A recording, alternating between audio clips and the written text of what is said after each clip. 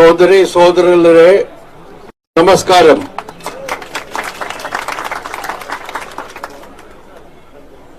Comrade Veerabhadram, Secretary of the Telangana State Committee of the CPIM, Comrade Chada Venkat Reddy, Secretary of the State Council of the CPI, leaders of the Jan Chaitanya Dada, Comrades S. Veeraya, Comrade Sudarshan, and Comrade John Wesley, other leaders on the dais, and dear comrades and friends. It gives me great pleasure to be here at the concluding rally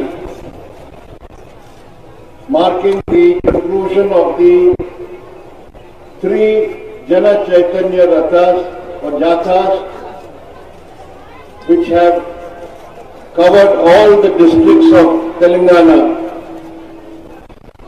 meeting lakhs of people and carrying the message about the dangers posed by the Modi government at the center with its Hindutva communal policies and pro-corporate policies.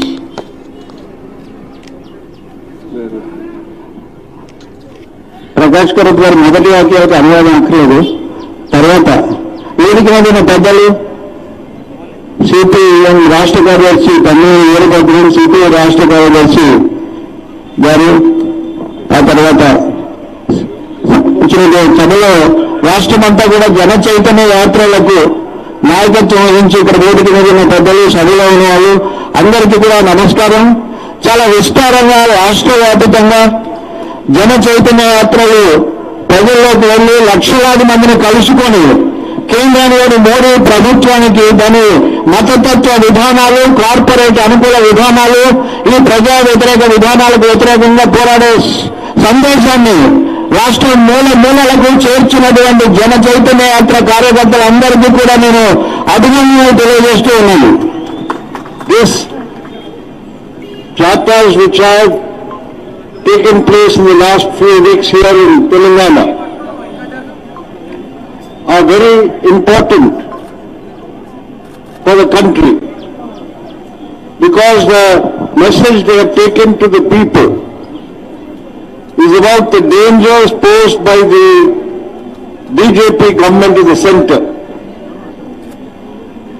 A government which is different from all previous central governments in India after independence. A government which represents an alliance between the RSS Hindutva forces and the big corporates of our country. It is this Hindutva corporate alliance which has in the last 9 years looted the country of its natural resources and wealth. It has favored some crony capitalists, the favorites of the Prime Minister Narendra Modi, and policies have been made whereby they are getting richer and richer. The wealth is increasing exponentially while the working class, the peasantry, the agricultural workers and the common people of our country are being deprived of the benefits of growth, leading to high unemployment, leading to price rise and inflation, which is cutting into the living standards of the people. And The Modi government, while benefiting the big capitalists, is cutting down on the social welfare schemes and expenditures like the Rural Employment Guarantee Act and other health and educational expenditures. మీరు తెలంగాణలో చేసినటువంటి ఈ జన చైతన్య యాత్రలకు, ప్రజా చైతన్య యాత్రలకు చాలా చాలా రాజకీయ ప్రాధాన్యత ఉంది. ఆ ప్రాధాన్యత కేవలం ఈ రాష్ట్రంలో కాదు, దేశ రాజకీయాల్లోనూ చాలా ముఖ్య పాత్ర. ఎందుకంటే ఈ రోజున కేంద్రంలో ఉన్నటువంటి నరేంద్ర మోదీ ప్రభుత్వం స్వాతంత్ర్యం తర్వాత ఈ దేశంలో చాలా ప్రభుత్వాలు వచ్చాయి, కానీ ఏ ప్రభుత్వం కూడా ఇంత దుర్మార్గంగా కార్పొరేట్ల కొమ్ము కట్టినటువంటి పరిస్థితి లేదు. ఒకవైపున హిందుత్వ ఆర్ఎస్ఎస్ కూటమి, ఇంకోవైపున బడా బడా సంపన్న వర్గాలు, సహస్ర కోటీశ్వరుల యొక్క కార్పొరేట్ల యొక్క కూటమి. ఈ కూటమి అంతకంతకు బాహటంగా ఇది తెగబలిసి పెట్టి ఉంటే నరేంద్ర మోదీ వీళ్ళకి కొమ్ము కాస్తూ ఉన్నారు. ఈ కూటమి ప్రజల జీవితాలను, ప్రజల యొక్క జీవన ప్రమాణాలను కూడా దిగజారుస్తుంటే నరేంద్ర మోదీ మాత్రం ఎంతసేపటికి కూడా కార్పొరేట్లకు, అందులోనూ తనకు చాలా ఇష్టమైన ప్రీతిపాత్రమైనటువంటి కార్పొరేట్లకు ఇంకా ఇంకా ఎక్కువ సంపద ఎలా కట్టబెట్టాలని చూస్తున్నారు. వాళ్ళకేమో వేల కోట్లు కట్టబెడుతూ ఉన్నారు, ప్రజలకైనా విద్య, వైద్యం వీటన్నిటి మీద కూడా దాడి చేస్తూ ధరల పెరుగుదల, నిరుద్యోగం ఇట్లాంటివన్నీ కూడా వాళ్ళ జీవితాలను పిచ్చి చేస్తున్నటువంటి ఒక పరిస్థితిని మనం దేశంలో చూస్తున్నాం. వీటికి వ్యతిరేకంగానే ఈ యాత్రలు గొప్ప సందేశాన్ని తీసుకెళ్ళాయి. 40-50 years ago, the left parties used to demonstrate in the streets with the slogan, Tata Birla ki Sarkar, ho barbad. Tata Birla ki Sarkar used to be the Congress government in those days. Today, when we speak out against the Modi government, we have to raise the slogan, Adani Ambani ki Sarkar ko hatao. These are the new crony capitalists, the favored capitalists promoted by the Prime Minister Narendra Modi and his government.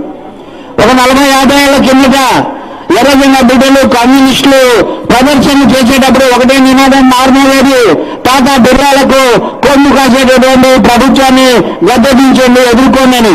ఇప్పుడు అది కాస్త మారిపోయింది. ఇప్పుడు ప్రభుత్వమే అదానీ అంబానీల ప్రభుత్వం అయిపోయింది. ఈ అదానీలు అంబానీల ప్రభుత్వాన్ని ఎదుర్కోండి, దీనికి పాఠం చెప్పండి అని ప్రజలకు పిలుపు ఇవ్వాల్సినటువంటి ఒక పరిస్థితి వచ్చింది. కేంద్రం తన ఆదరించినటువంటి ఆశ్రిత పెట్టుబడిదారులు అంటారే, క్రోనీ క్యాపిటలిస్టులు, లేకపోతే దళారు పెట్టుబడిదారులు ఏదైనానండి, ప్రభుత్వానికి చాలా ఇష్టంగా ఉండేటటువంటి వాళ్లకు దేశాన్ని దోచిపెట్టి ప్రకృతి వనరులన్నీ కూడా వాళ్ళకే ఇచ్చినటువంటి ఒక దుర్మార్గమైన పరిస్థితిలో మనం ఈ నినాదాలు ఇస్తున్నాము. ఈ అదానీ అంబానీ సర్కార్ను కూలగొట్టండి, కూల్చండి, గద్దె దించండి అని.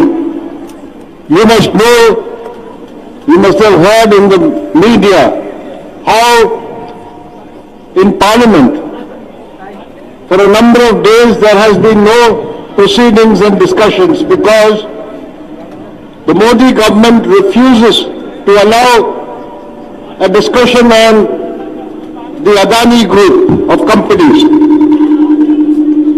Why is it that this government wants to protect Gautam Adani and his companies to any extent, to the extent that they're even willing to paralyze Parliament and stop it functioning? Gautam Adani is a capitalist from Gujarat who started flourishing when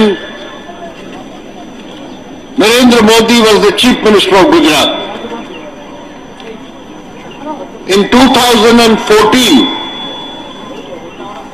Gautam Adani's wealth was to the tune of 50,000 crores of rupees. In 2014, Narendra Modi became the Prime Minister of India. And in 8 years, by 2022, Gautam Adani's wealth increased to 1.3 lakh thousand crores. That is from 50,000 to over 10 lakh crores of rupees. Such a rise in the wealth of any capitalist has not been seen in the world. Adani in 2014 was listed in the list of richest people in the world. His ranking was 609. By 2022, September, he had become the second richest man in the world, from 609 to the second richest man in the world. So how did he accumulate this capital and wealth? Is it possible for any ordinary company or capitalist to do this unless they are being completely backed and supported with the full might of the government, making sure that there is no restrictions, that the regulatory agencies in our country will not in any way intervene in their illegal money-making matters. All this has been facilitated by one man, one leader, Narendra Modi, as the Prime Minister of India. మీరు చూస్తున్నారు parliament సమావేశాలు ఇప్పుడు నడిచాయి. ఈ parliament సమావేశాల్లో ఏ అంశం మీద చర్చ లేదు, మాట్లాడడం లేదు, రోజు వాయిదా వేయడాలు ఇవే సరిపోయింది. పార్లమెంట్ స్తంభించిపోయింది. ఎందుకు పార్లమెంట్ స్తంభించిపోయింది? ఈ అదాని అనేటటువంటి ఒక పెద్ద మనిషి ఎవరైతే ఉన్నాడో ఆయన అక్రమ వ్యవహారాలన్నీ ప్రపంచం అంతా మారుమోగుతుంటే వాటి మీద చర్చ జరుపుదాము, ఈయనకి ఎట్లా వచ్చిందో దీని మీద మనము చర్చించి విషయాలు ప్రజలకు తెలియజేద్దాము అని చెప్పి ప్రతిపక్షాలు ఎన్నిసార్లు ఎంత అడిగినా, ఎంత పట్టుబట్టినా, ఎంత పోరాడినా గౌతమ్ అదాని వ్యవహారాలు మటుకు మాట్లాడే ప్రసక్తి లేదు.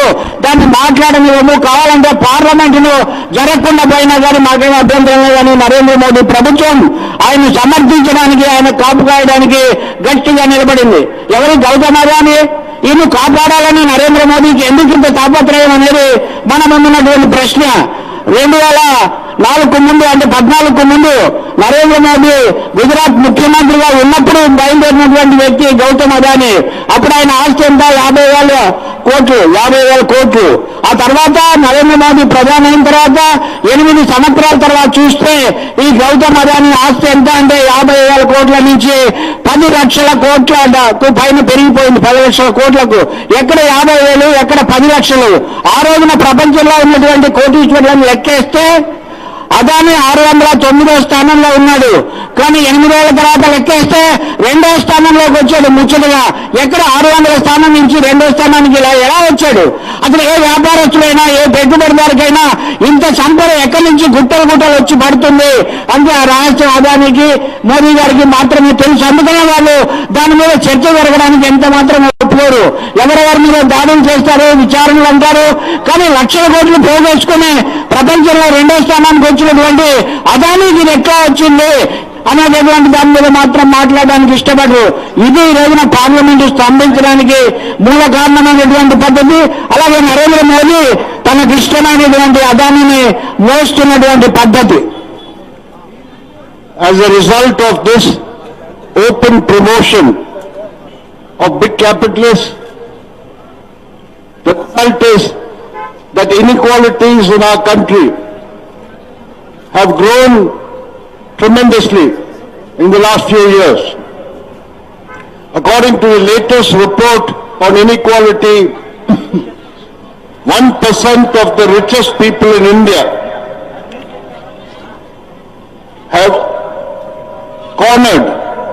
have captured more than 40% of the wealth generated in this country in the last 2 years. This is the degree of inequality that exists in our country today. How does this inequality affect your lives? When more and more the resources and the wealth of this country is concentrated in 1% of the people, this government does not have the resources to provide for the welfare of the people, to provide them employment, to provide farmers with a remunerative price, to ensure that minimum wages are paid for the workers, and adequate health and educational facilities are available to the common people. While all the taxation policies are meant to give benefit to the richer section,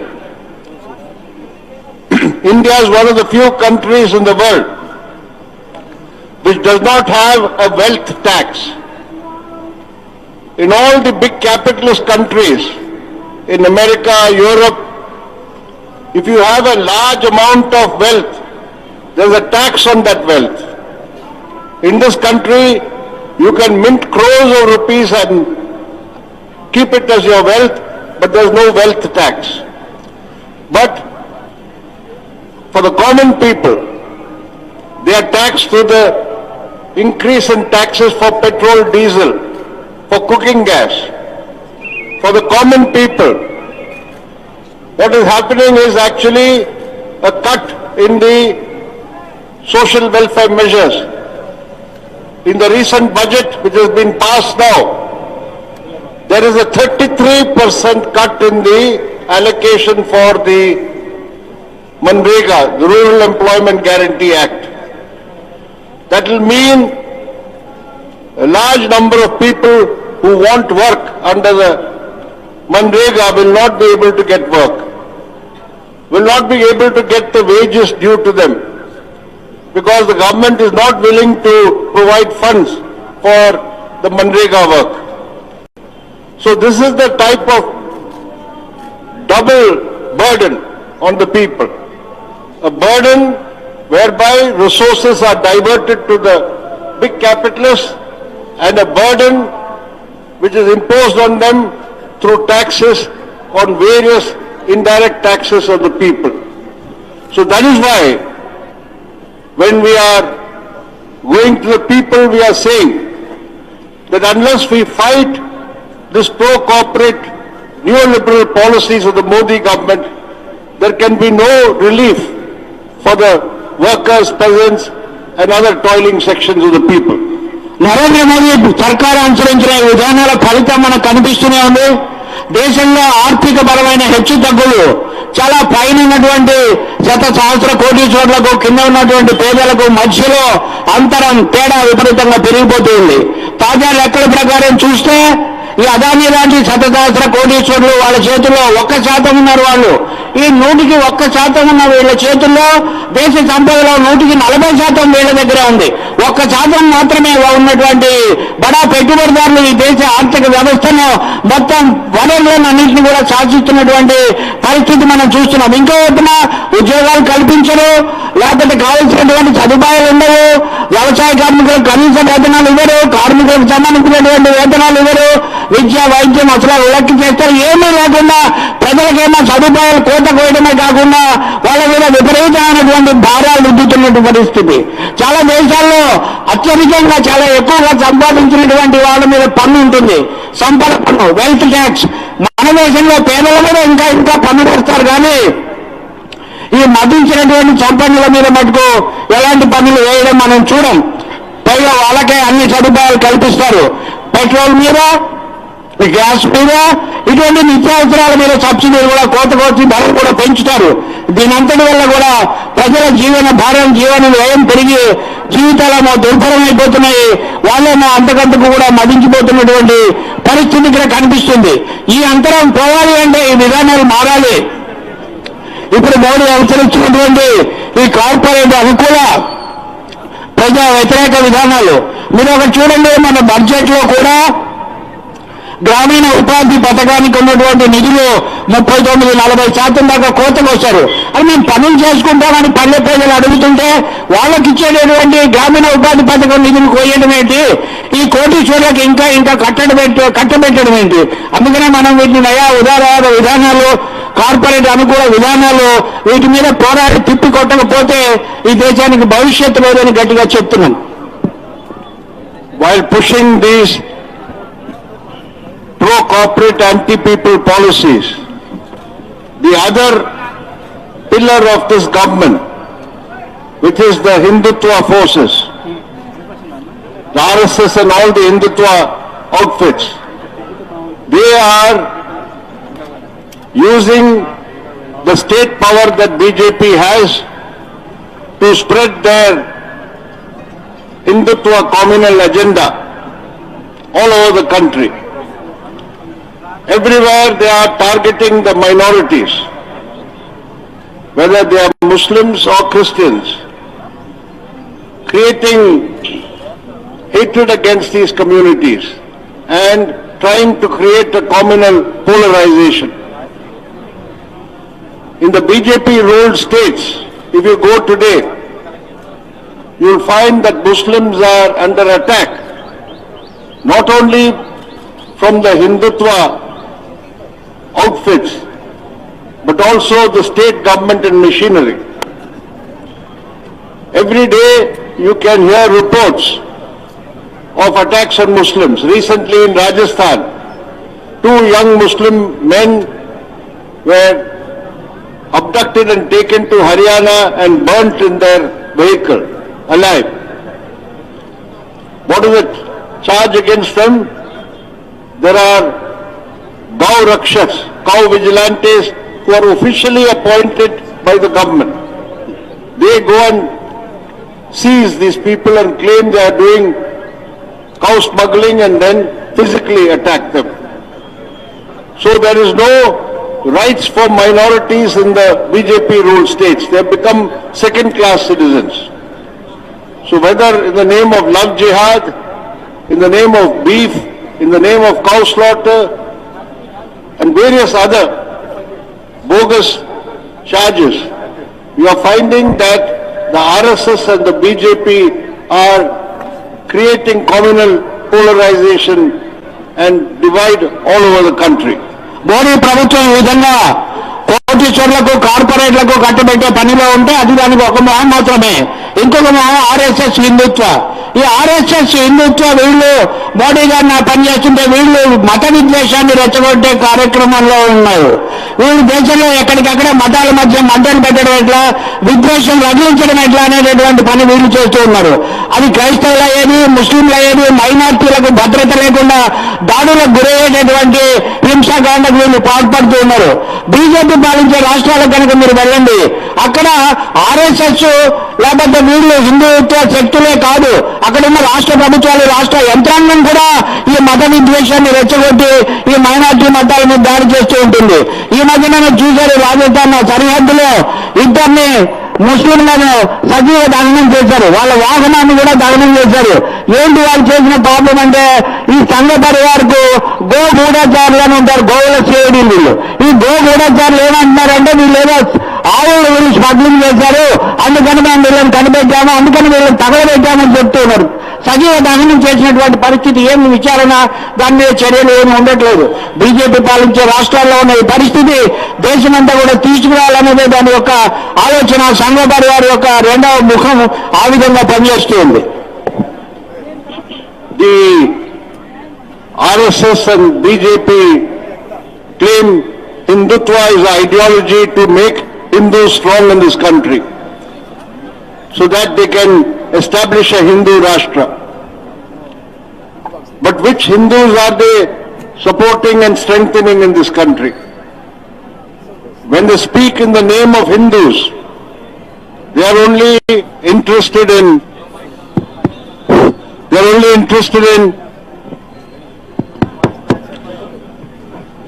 support to the big Hindu capitalists like Ambani and Adani.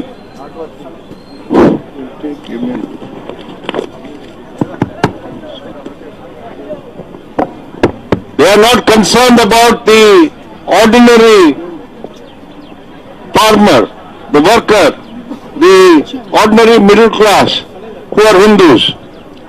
Their Hindutva, the RSS Hindutva, is a naked promotion of big capitalists and big landlords in the richest sections of the Hindu community. And that is why, in the name of Hindu nationalism and Hindu Rashtra, We are trying to help the ruling classes, the richest sections, to consolidate themselves. ఈ RSS సంఘ పరివార హిందుత్వ శక్తులను ఏంటయ్యా ఈ మత విద్వేషం రెచ్చగొట్టడం ఏంటి, మతాల మధ్య మంటలు పెట్టడం ఏంటి అంటే వాళ్ళు అంటారు కదా, ఈ దేశంలో హిందువులను శక్తివంతులను చేయడానికి, హిందువులకు బలం చేకూర్చడానికి మేము పని చేస్తున్నాము, దానికోసం కష్టపడుతున్నాం అంటారు. ఎవరో మీకు కావాల్సిన హిందువులు, మీకు పేద హిందువులు, మామూలు హిందువులు కనబడరు. మీకు కనబడేదంతా అదానీలు, అంబానీలు మాత్రమే.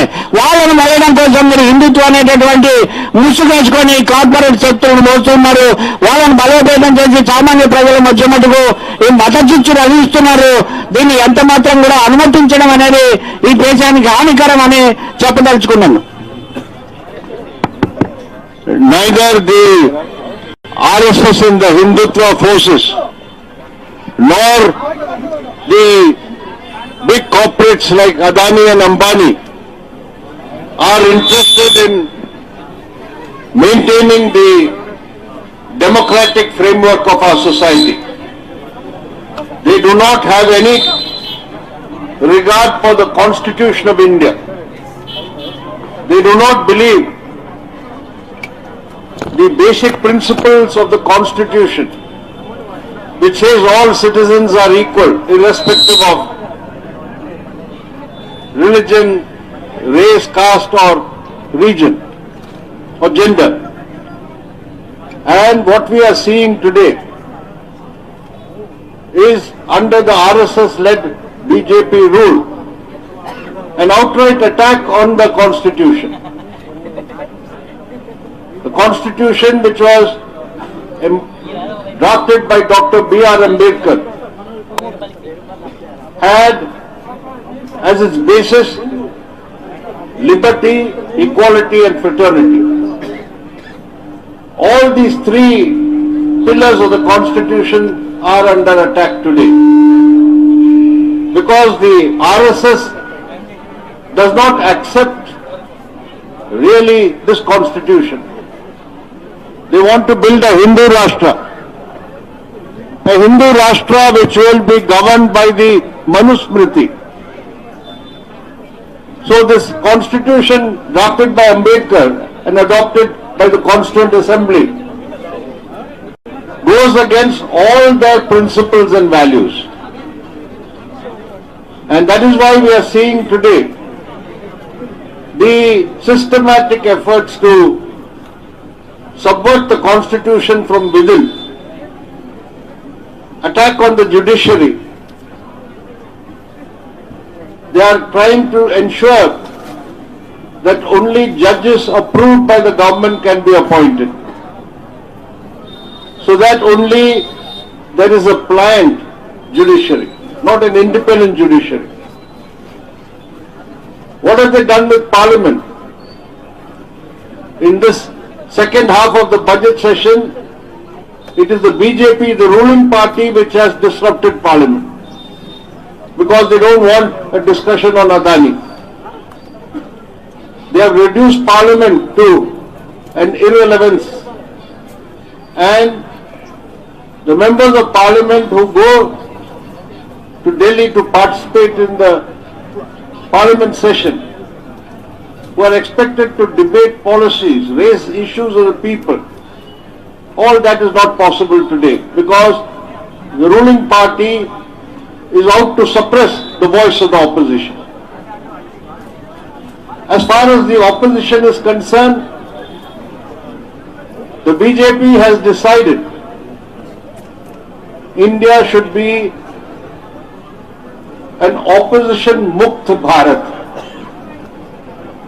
That is, there is no need for an opposition. You saw how Rahul Gandhi's membership of the Lok Sabha was disqualified last week. He is no more a member of Parliament. Various other opposition leaders are being investigated by the Enforcement Directorate and the CBI. Leaders of the RJD, from Lalu Prasad Yadav and all his family members. Here, the BRS leader, K. Kavita, In Maharashtra, NCP leaders. In Delhi, the Deputy Chief Minister of Delhi of the AAP government is now in jail. Both cases filed by ED and CBI. There is no opposition party today which does not face ED and CBI cases. This is the way to try to stifle the opposition and suppress it. ఈ BJP RSS వీళ్ళ విధానం ఒకటే. వీళ్ళకి ఏ మతం మీద, ఏ కులం మీద, ఏ తెగ మీద కూడా వీళ్ళకి ఎలాంటి అభిమానం కానీ ప్రేమ కానీ ఉండదు. వీళ్ళకి కావాల్సిందంతా మతాల మధ్య మంటలు పెట్టడము, ఆ మత చిచ్చులో నుంచి ఆ పరిస్థితుల్లో కార్పొరేట్లను కాపాడడం, ఈ రెండే వీళ్ళకు ఉన్నటువంటి లక్ష్యాలు. అందుకనే మీరు చూస్తారు, వీళ్ళ వల్ల సమాజంలో మనుషుల మధ్య కూడా సమైక్యత లేనటువంటి పరిస్థితిని తీసుకురావాలని చెప్పి దేశాన్ని ఇంకా ఇంకా ఏకపక్ష పాలన వైపు తీసుకొని పోవాలని చెప్పి వాళ్ళు ఆలోచిస్తున్నారు. వాళ్ళ చర్యలన్నీ కూడా అటువైపే నడుస్తున్నాయి. వీళ్ళకి రాజ్యాంగం లేదు, అంబేద్కర్ రచించిన రూపొందించిన రాజ్యాంగం పట్ల గౌరవం లేదు.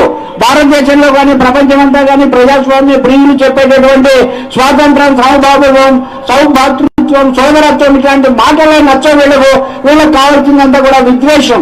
ప్రతి వ్యవస్థను కూడా వీళ్ళు విచ్ఛిన్నం చేస్తున్నారు, దాన్ని తొక్కి పడుతున్నారు. ఆఖరుకు దేశంలో అత్యున్నతమైనటువంటి న్యాయ వ్యవస్థ కూడా తమ చెప్పు చేతుల్లో ఉండాలి. తమకు నచ్చిన ప్రభుత్వం మెచ్చినటువంటి న్యాయమూర్తులను నియమించాలని చెప్పి సంఘ పరివారు ఒత్తిడి చేస్తూ, ఆ విధంగా సుప్రీంకోర్టును కూడా ఒత్తిడి పెట్టడం, ఒక విధంగా అత్యున్నత న్యాయ వ్యవస్థను కూడా ఒత్తిడి పెట్టినటువంటి పరిస్థితి ఈ దేశంలో మనం చూస్తున్నాం. మోదీ గారికి, బీజేపీకి ప్రతిపక్ష ముక్త భారత్ కావాలి, ప్రతిపక్ష రహిత భారతదేశం కావాలి. అది ప్రతిపక్షాలు ఏంటి, ఇవన్నీ ఏంటి, నేను ఉండగానే ఏ ప్రతిపక్షాన్ని కూడా బతకనివ్వకూడదు ఈ దేశంలోనే ఒకే ఒక నినాదం ఆయన తీసుకున్నారు. అందుకనే ఎన్ఫోర్స్మెంట్ డైరెక్టరేట్ ఈడీ అంటాం మనం. ఈడీ అనేది ప్రతిపక్ష నాయకుల మీద పూర్తిగా ప్రతి చోట ఒక్క ప్రతిపక్షాన్ని కూడా వదిలిపెట్టకుండా అందరి మీద కూడా కేసులు పెట్టి వాళ్ళని తిప్పుతూ ఉంది, వాళ్ళని అణచివేయాలని చూస్తూ ఉంది. బీహార్లో లాలూ ప్రసాద్ యాదవ్ ఆర్జేడీతో మొదలుపెట్టి మహారాష్ట్రలో మనం చూశాము. అట్లాగే ఢిల్లీ ఉప ముఖ్యమంత్రి ఇప్పుడు రాజీనామా చేశారు, మాజీ ఉప ముఖ్యమంత్రి సిసోడియా అయితే ఇప్పుడు జైల్లోనే ఉన్నారు. ఇక్కడ బీఆర్ఎస్ నాయకులు అనేటువంటి కవిత ఇలా చెప్తూ పోతే ఒక క్రమ పద్ధతిలో ప్రతిపక్షాల మీద దాడి చేయడానికి ఈ కేంద్ర సంస్థలన్నింటినీ వాళ్ళు ఉపయోగించుకుంటున్నారు. ఇంకో వైపున ప్రజాస్వామ్య విలువలను, ప్రజాస్వామ్య వ్యవస్థలను ధ్వంసం చేస్తూ ఉన్నారు. When the opposition protests against these attacks on them by the use of the central agencies, but Narendra Modi has replied to that yesterday in a speech. He says, we will not spare anybody who is corrupt, and the central agencies will continue to do their work. And he accused the opposition of uniting, and he said this is a unity of the corrupt, Bhrashtacharyon ki ekta. Now according to the gospel of Narendra Modi, Modi Nama, all the corrupt people in this country are in the opposition parties. Nobody is corrupt in the Bharatiya Janata Party. Narendra Modi said yesterday that BJP is the largest political party in the world in terms of membership of the party. It is better to call the BJP the largest washing machine in the world, because anybody who is corrupt, once they join the BJP, then they are thoroughly washed in the washing machine, and then they are declared clean and they become a BJP leader.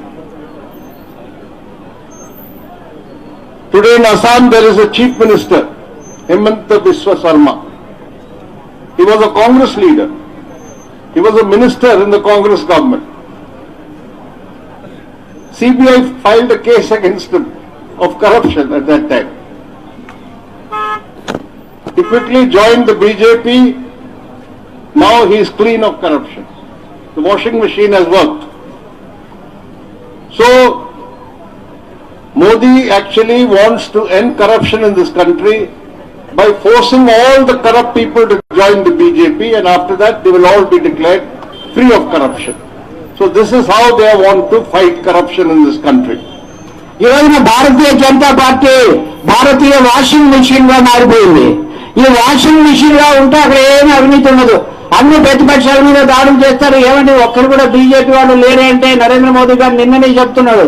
ఏమనంటే అవినీతి పనులందరూ ఏకమవుతున్నారు, మేము అవినీతిని నిర్మూలించడానికి కృషి చేస్తుంటే మా మీద ప్రతిపక్షాలన్నీ కలిసి వస్తున్నాయని.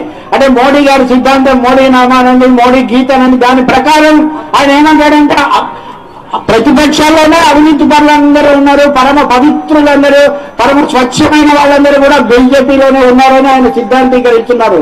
అయ్యా హేమంత్ బిశ్వా శర్మ ఉన్నాడు, అస్సాం ముఖ్యమంత్రి. ఆయన మీద కాంగ్రెస్ లో ఉన్నప్పుడు మీరే ఈడీ దాడులు చేశారు, ఇప్పుడు ఆయన మీరు ముఖ్యమంత్రిని చేశారు. మరి ఈయన సంగతి ఏంటంటే ఆయన బీజేపీ వాషింగ్ మిషన్ లో పడ్డాడు కదా, పడగానే అక్కడ శుభ్రమైపోయాడు. కాబట్టి ఈరోజు బీజేపీ సిద్ధాంతం అంతా ఒకటే, బీజేపీలో చేరితే బీజేపీ నీడలో ఉంటే వాళ్ళు చాలా స్వచ్ఛమైపోతారు, వాళ్ళకంతా కూడా వదిలిపోతుంది. ప్రతిపక్షాల్లో ఉంటే ప్రతిపక్ష ముక్త భారత్ కావాలి కాబట్టి వాళ్ళ మీద వాళ్ళు ఆ పేరుతో వెంటాడి వేధిస్తూ ఉంటారు. ఇటువంటి ఒక పోరాటం ఒప్పుకోరు, పార్లమెంట్ లో కూడా చర్చించరు. అంత ఏకపక్షమైనటువంటి వాషింగ్ మిషన్ వ్యవహారంగా తయారైంది. So, it is very necessary today that we build the widest unity of the democratic and secular forces to fight against this Hindutva corporate regime, which is the Modi government. And as far as the Hindutva communal forces are concerned, there should be no relaxation or compromise in the fight against them. Some people think that since BJP has got support among the people, the RSS has gained some support among the people, we should not attack their Hindutva ideology and communalism. We should try to adjust to that. This is the wrong method, because it is the duty of the secular and democratic forces to go to the people and expose the nefarious designs behind the Hindutva agenda. In Kerala, where there is the left democratic government, a left-led government, in the last 9 years you would have seen, we are carrying on a relentless campaign against the BJP and the RSS and their communal agenda. That is why in the last assembly election in 2021, the BJP, which had one MLA, that one MLA also lost, and the BJP's account is zero now in the assembly. We will not in any way compromise with the BJP and the RSS's communal agenda. And that is what is required all over the country. The unity of the left, democratic and secular forces to take on aggressively the communal game plan and agenda of the RSS and the BJP. అందుకనే ఈ రోజున మన కర్తవ్యం స్పష్టంగా కనిపిస్తూ ఉంది. BJP RSS యొక్క ఈ మతతత్వ రాజకీయాలకు, ఈ పాలనకు వ్యతిరేకంగా పెద్ద ఎత్తున ఉద్యమించి ప్రజలను సమీకరించాల్సింది. అందుకోసం వామపక్ష ప్రజాతంత్ర పార్టీ శక్తులు, లౌకిక శక్తులు, ఇంకా ప్రజాస్వామ్యవాదులు అందరూ కూడా కలిసి ఒక మహోద్ధృతమైన కదలిక తీసుకురావాల్సింది. కొంతమంది అంటూ ఉంటారు, ఏమంటే బీజేపీ వాళ్ళకి జనంలో బాగా మద్దతు ఉంది కదా, అందరూ చూస్తున్నారు, వాళ్ళని మనం ఓడించలేము, ఆ విషయం పక్కన పెడదామని. కుదరదు. బీజేపీ యొక్క మతోన్మాదం మీద పోరాడే విషయంలో ఎలాంటి రాజీకి కూడా అవకాశం లేదు. వాళ్ళ వెనుక ఉన్నటువంటి ప్రజలు అనేటటువంటి దాంతో కనుక వదిలేస్తే వీళ్ళు మరింత చెలరేగే పరిస్థితి. అందుకనే దేశంలో ప్రజాస్వామ్యం, లౌకిక తత్వ రక్షణ కోసం ఈ శక్తులన్నీ కూడా ఒకటాటి మీదకి వచ్చి పోరాడాల్సినటువంటి అవసరం ఉంది తప్ప రాజీ అవకాశమే లేదు. మీకు నేను కేరళ ఉదాహరణ చెప్తాను. కేరళలో వామపక్ష ప్రజాతంత్ర సంఘటన ఎల్డీఎఫ్ అది మొన్నటి ఎన్నికల్లో చాలా అఖండమైన మెజార్టీతో అధికారంలోకి వచ్చింది. బీజేపీ వాళ్ళు అక్కడ కూడా చాలా ప్రమాదాలు చాలా చేశారు. కానీ ఏమైంది అంటే వాళ్ళకున్న ఒక్క స్థానం కూడా ఊడింది ఎన్నికల్లో.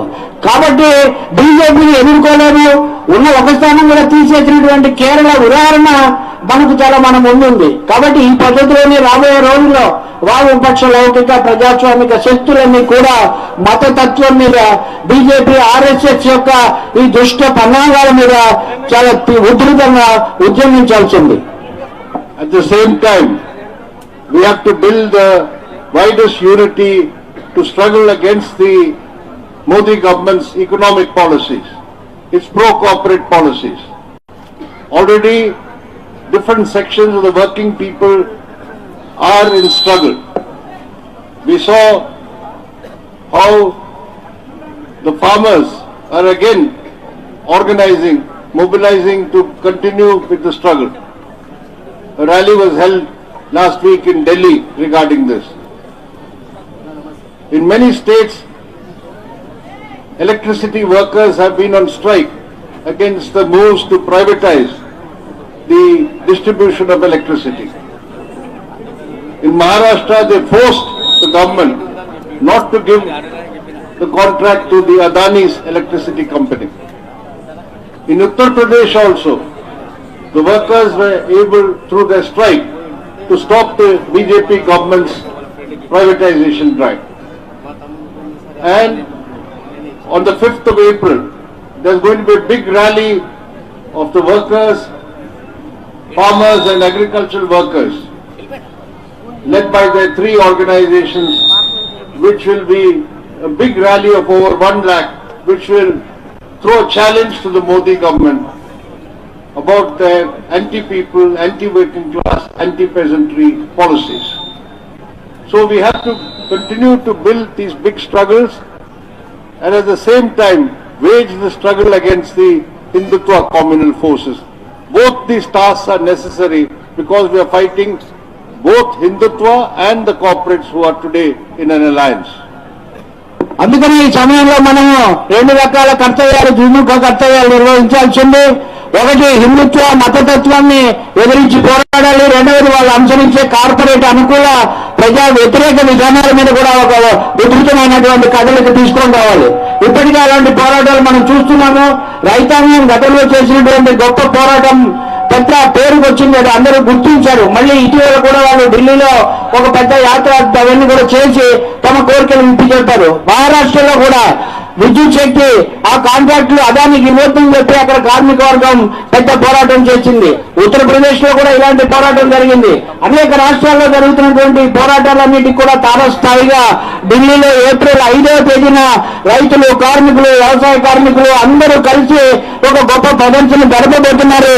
అందుకనే ఈ విధానాలను అడుగడుగునా ప్రతిఘటిస్తూ బ్రహ్మాండమైనటువంటి ప్రజా పోరాటాలు, ఉద్యమాలను సమైక్యంగా దేశమంతా కూడా తీసుకురావాల్సినటువంటి బాధ్యత మన మీద ఉందని గుర్తు చేస్తూ ఉన్నాము. The final point I would like to make is about Telangana itself.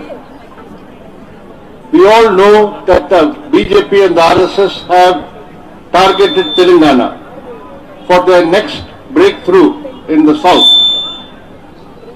And they are going ahead with their Hindutva agenda, how to create communal divisions and polarization in Telangana. And they are using all the methods, using their tremendous money power which they have got from the corporates. They are using those elements in Telangana who can be easily bought over and purchased by money, and various other methods they are adopting in order to, the target or aim is the assembly elections in Telangana, which will be held at the end of the year. This is a challenge we have to face, because if the BJP is able to succeed in Telangana, it will mean the destruction of Telangana. The destruction of Telangana's culture and identity. It will mean the Hindutva philosophy and ideology of Manusmriti and Varnashra Dharma that will be imposed in a state where the overwhelming majority of the people belong to the OBCs, the Dalits, the tribals and other oppressed sections, minorities and other oppressed sections. So we have to unite all the left democratic and secular forces to beat back this BJP offensive. The Jana Chaitanya Jathas that you have conducted now, I think will be of great help in mobilizing the people against the BJP and the RSS. And that is why I congratulate the Telangana State Committee of the party for having organized these Jan Chaitanya Jathas, and I wish all success in your future endeavors to take forward the fight against the Hindutva corporate regime. Thank you. ఇప్పుడు చివరగా నేను తెలంగాణ గురించి ఒక ముక్క చెప్పాలి. ఎందుకంటే మీకు అందరికీ తెలుసు, బీజేపీ కన్ను ఇప్పుడు తెలంగాణ మీద పడింది. దక్షిణ భారతదేశంలో తాము చొరబడటానికి మరొక రాష్ట్రంగా తెలంగాణను ఎలా అయినా కానీ ఇక్కడ బాగా వేయాలని చెప్పి వాళ్ళు నానా పన్నాగాలు కూడా పన్నుతూ ఉన్నారు. వాళ్ళకి ఎక్కువ బలం లేదని తెలుసు కాబట్టి పైసలు ఆశలు చూపించి కావస్తులో కక్కుర్తి పడే వాళ్ళను, లేకపోతే పదవుల కోసం పాకులాడే వాళ్ళను, ఇలాంటి వాళ్ళని చేర్చుకుని తమ మీద పెరిగినట్టుగా చూపించాలనుకుంటున్నారు. ఒక విషయం గుర్తుపెట్టుకోవాలి, బీజేపీ తెలంగాణలో విజయం సాధించడము అంటే, వాళ్లకు హస్తగతం కావడము అంటే అది వాళ్ళ యొక్క మతతత్వ రాజకీయాలను ఈ రాష్ట్రం మీద రుద్దడమే. దళిత బహుజనులు చాలా ఎక్కువగా ఉన్నటువంటి రాష్ట్రంలో ఇక్కడ ఉన్నటువంటి లౌకిక సంస్కృతి అస్తిత్వము వీటన్నింటినీ కూడా విధ్వంసం చేసేది బీజేపీ పాలన వచ్చినటువంటి ఫలితం అవుతుంది. అందుకనే బీజేపీకి ఎటువంటి అవకాశం ఇవ్వకుండా వామపక్ష లౌకిక శక్తులు గట్టిగా అరికట్టాల్సింది, వాళ్ళని నిరోధించాల్సింది. ఇటీవల కాలంలో మీరు ముగిస్తున్నటువంటి ఈ జన చైతన్య యాత్రలు ఈ విషయంలో చాలా గొప్ప ప్రభావం కనబరిచాయి అని చెప్పి నేను భావిస్తున్నాను. అందుకే మీకు అందరికీ కూడా నేను అభినందనలు తెలుపుతున్నాను. ఇంతగా ఈ సందేశాన్ని ప్రజల్లోకి తీసుకుపోయినందుకు. ఇదే స్ఫూర్తితో రాబోయే రోజుల్లో కూడా తెలంగాణలో బాగా వేయాలన్నటువంటి బీజేపీ పన్నాగాలను, ఇక్కడ మతతత్వాన్ని రగిలించి మత చిచ్చు పెట్టాలని చేస్తున్నటువంటి కుట్రలను కూడా తిప్పి కొడతారని చెప్పి గట్టిగా విశ్వసిస్తూ అభినందిస్తూ సెలవు తీసుకుంటున్నాను.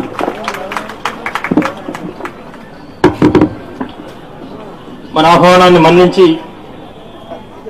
ఈ సభకు హాజరై మంచి సందేశం ఇచ్చినటువంటి మన పార్టీ అగ్రనాయకులు, మాజీ ప్రధాన కార్యదర్శి కామ్రేడ్ ప్రకాష్ కరత్ గారికి ఈ సభలో అందరి తరఫున, సిపిఎం తెలంగాణ రాష్ట్ర కమిటీ తరఫున ప్రత్యేక ధన్యవాదాలు తెలియజేస్తున్నాను. ఇప్పుడు మన ఈ యాత్రల ముగింపుకు సంఘీభావం తెలియజేయడానికి మన ఆహ్వానం మేరకు వచ్చినటువంటి సిపిఐ రాష్ట్ర మాజీ ప్రధాన కార్యదర్శి, జాతీయ నాయకులు కామ్రేడ్ చాడ వెంకటరెడ్డి గారిని సందేశం ఇవ్వాల్సిందిగా కోరుతున్నాను.